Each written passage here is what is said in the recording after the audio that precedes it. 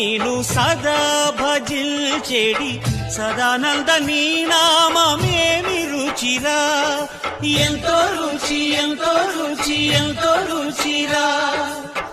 అరయ భద్రాచల శ్రీరామదాసుని ఏలిన నీ నామమేమి రుచిరా, శ్రీరామ